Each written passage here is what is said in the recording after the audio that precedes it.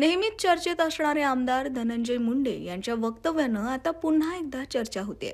मी gym करतो, माझं वजन कमी झालंय, असंही सर्वच क्षेत्रात वजन कमी झालेलं असं म्हणत धनंजय मुंडे यांनी मिश्किल अंदाजात मागच्या काळात झालेली आपली राजकीय फरफट मांडण्याचा प्रयत्न केलाय.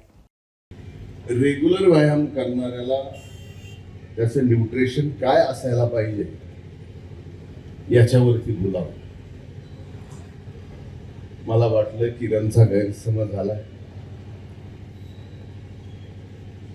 मुंबईला, पुण्याला, संभाजीनगरला, नाशिकला न्यूट्रिशनचे प्रॉपर जिम करणाऱ्याचे वेगवेगळे डॉक्टर असतील. मीही तोच डॉक्टर आहे का असा किरणचा गैरसमज झाला असावा आणि म्हणून त्यांनी या ठिकाणी मला तेवढं बोलावं हा आग्रह केला. मी जरी डॉक्टर नसलो तर या क्षेत्रामध्ये मी स्वतःला अर्धा डॉक्टर तर नक्कीच समजतो. जिम मध्ये येऊन व्यायाम करणारा व्यक्ती सिरियसली जर तो व्यायाम करत असेल तर नक्कीच त्याला एक वेगळ्या न्यूट्रिशनची गरज असते, वेगळ्या डाएटची गरज असते आणि ते वेगळं डाएट, ते न्यूट्रिशन आणि त्याच्यासोबत वेगळ्या प्रोटीनची सुद्धा गरज असते. काही जणांना वाटत असेल की 17-18 वर्षाचा मी आहे, 25 वर्षाचा आहे, अतिशय तारुण्यात आहे, मला न्यूट्रिशनची गरज नाही, मला प्रोटीनची गरज नाही, माझा जेवणाचा इंटेक अतिशय प्रॉपर आहे, म्हणून मला या कुठल्याही गोष्टीची गरज नाही, असं ज्यांना ज्यांना वाटतं असं त्या सर्वांना सांगायचं आहे की तुम्हाला मनाला जे वाटतंय तसं आता नाही. व्यायाम करताना 2 गोष्टी होतात. ज्या वेळेस तुम्ही वेट ट्रेनिंग करता त्यावेळेस तुमची जशी चरबी कमी होते आणि एकदा का चरबी कमी होऊन मसल बिल्टअप व्हायला लागतात, तर त्या मसल बिल्टअप करत असताना आपल्याला जर प्रॉपर न्यूट्रिशन मिळालं नाही तर सगळ्यात मोठी भीती ही असते की ते मसल्स पूर्णपणानं कमी व्हायला लागतात, नाहीतर ते मसल्स म्हणजे त्या मासावरती मग ज्याला आपण मसल टियर म्हणतो, ह्या सगळ्या गोष्टी जर प्रॉपर न्यूट्रिशन आणि प्रोटीन नाही घेतलं तर त्याचा परिणाम त्या गोष्टीवर होतो. मी स्वतः जिम करतोय, बऱ्यापैकी मी स्वतः वजन माझं कमी केलंय. असंही सर्व क्षेत्रातलं आपलं वजन कमी झालं होतं, पण येणारा काळ आपला आणि त्या काळात आपण अतिशय चांगलं फिट राहायला पाहिजे यासाठी मी आता जिम करतो. कारण मागच्या 1-1.5 वर्षामध्ये माझ्या जीवातल्या जिवलग सहकार्याने सुद्धा मला भेटल्यावर एकच प्रश्न विचारावा की भाऊ तब्येत कशी आहे. मी ते ऐकून एवढं परेशान झालो होतो की मी म्हटलं आता आपण आपला चमत्कार दाखवावा लागेल. जिम करतोय,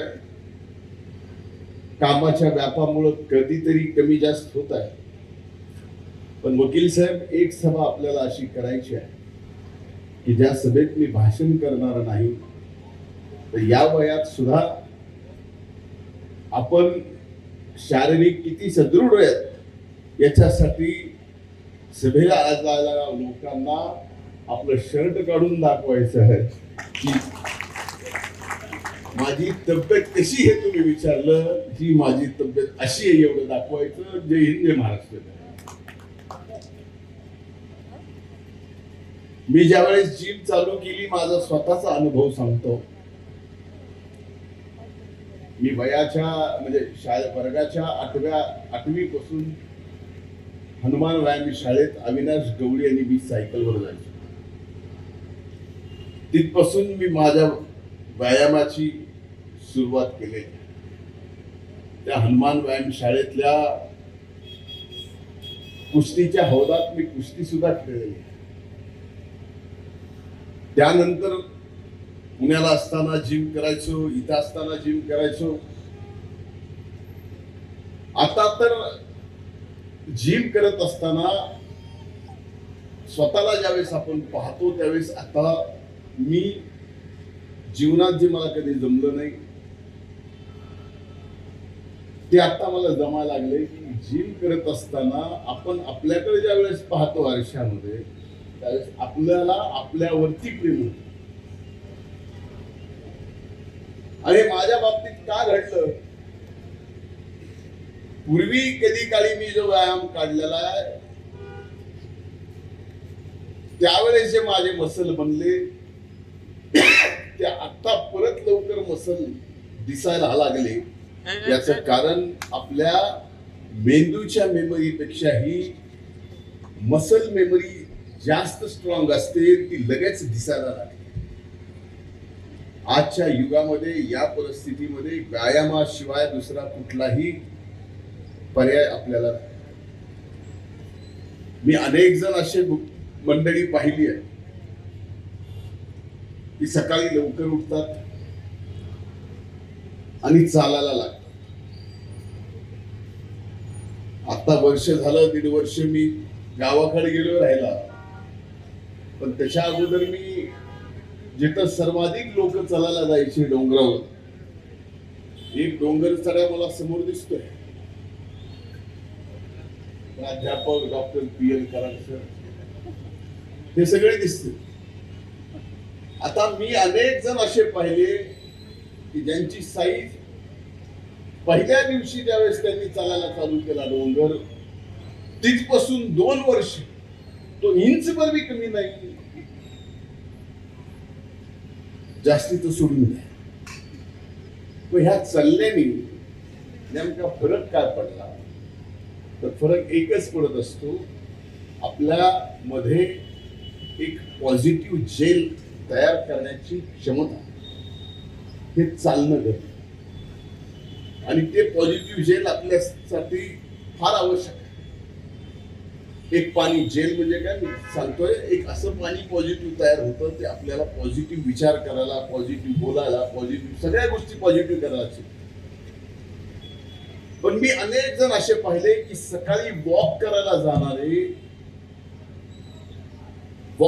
जातायत आणि जाता जाता त्यांना हृदय विकाराचा झटका येतो आणि हॉस्पिटलमध्ये जाईपर्यंत त्याचा मृत्यू होतो. ही परिणित अनेक उदाहरणं घडले.